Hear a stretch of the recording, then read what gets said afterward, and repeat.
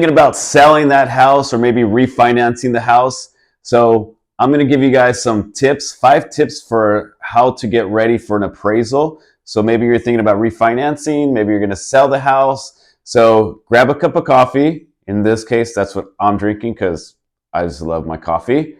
And let's go ahead and get started here.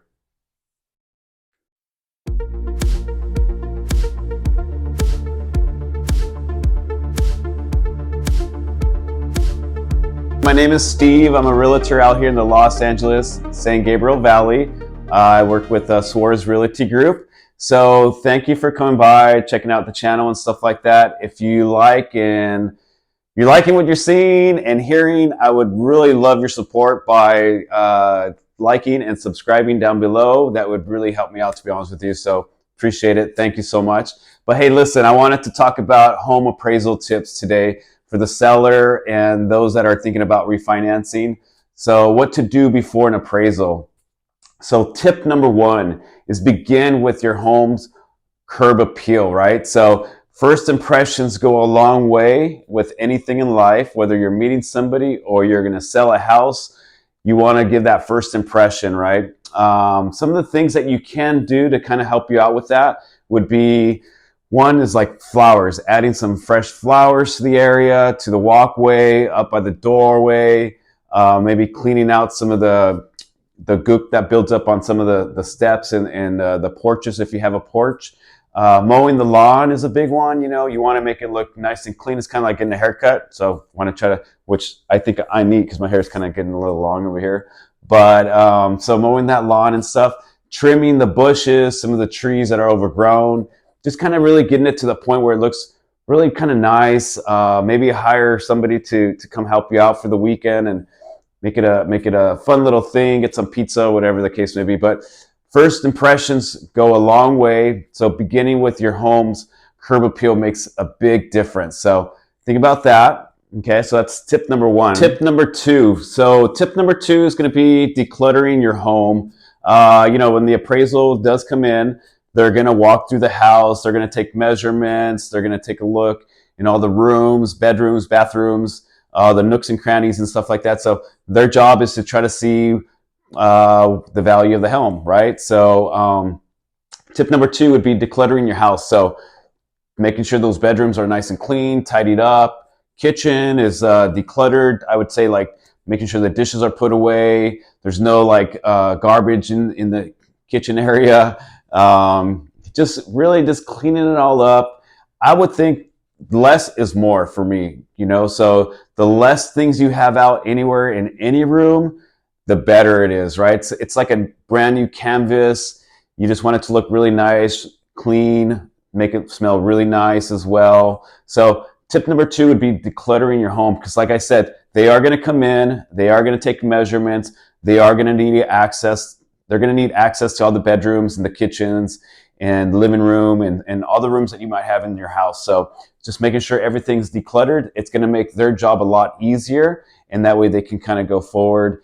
And we're going to go into tip number 3. So when they do the appraisal, it's subjective, right? So, but listen, cleaning the house and having a really nice, clean home is going to speak volumes about you as a homeowner, and it's actually going to help out with the appraisal. So tip number 3 would be cleaning your home thoroughly. That's like deep cleaning. I mean, things that I know we're not doing on a weekly basis or a daily basis, or not even probably on a monthly basis. So we're going to detail like the baseboards. We're going to get into the shutters, into all those cracks that we normally wouldn't do. So the appliances, getting them nice and shiny if you have all that stainless steel, the glass all cleaned up. If we got carpet, maybe get it shampooed and clean. We got floors that are dull. Let's get those nice and shiny.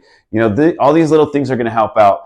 But one thing that I do recommend, that if you can do, I would hire a cleaning crew. That's something that I do recommend to all my sellers. Getting a cleaning crew to come in and help you out, and just having them go to town, because all that's going to help out, and it's going to help with the appraisal, and it's going to help you get a higher value for the appraisal. So that's tip number 3.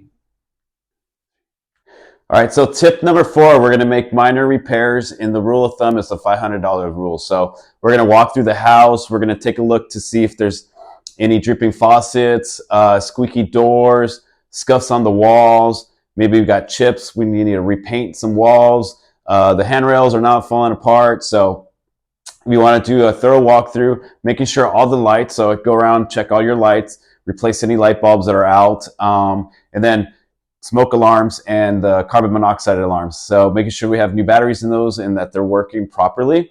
So just a thorough walkthrough.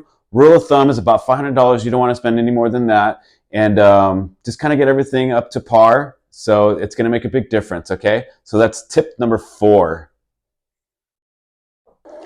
All right, so we're at tip number 5, and thank you guys for those of you that have stuck around this long. It's great. Thank you. Don't forget to like and subscribe down below. So tip number 5 is have a list of your home improvements already. So have that ready for them. That way, if you've done any type of remodeling, you've upgraded any appliances, maybe remodeled the kitchen, the bathroom, just any of the little things that you've done throughout the home ownership is going to go a long ways. And just kind of present it to them, right? It's not going to hurt you. It might actually help you, just because they're going to run comps and they're going to compare your home to other homes that have sold in the area. So if you can show that you've done some improvements since you've had the home, it's going to create and give value to your home. That's something that I really recommend that you do before you actually have the appraisal done. So whether you're thinking about selling or if you're thinking about refinancing, have that list ready for the appraisal. So that way when they do come in, you can let them know, here's my list, this is what we've done. Hopefully this helps out. And yeah, you've got nothing to lose by doing that, right? So hopefully these 5 tips have helped you guys out. And I'm just gonna throw in one more tip, so stick around to the end. So like I was saying, so my extra bonus tip for this is gonna be run some comps on your home. So you're going to run comps, comparables, which we call them, the last 3 to 6 months in the area that you're in. If you're working with the realtor because you're thinking about selling your house or you're going to be in the process of selling your house, they can run some comps for you. If you're thinking about refinancing, same thing. You can probably reach out to a real estate agent that might be able to help you out. But if you guys need help, feel free to give me a call. I can run some comps for you. It's not a big deal. But running some comps, that way you kind of get an idea of what's being sold and what the houses have looked like. If you have a chance to go to open houses in your neighborhood, just kind of see what's going on there as well too. All these little things will help you prepare yourself for that appraisal. So hopefully guys, you got some value out of this. I was happy, was able to help you guys out. All my information will be down below in the descriptions. Feel free to reach out to me. I'd love to help you guys out. So thank you so much. And don't forget to like and subscribe. Thanks, guys.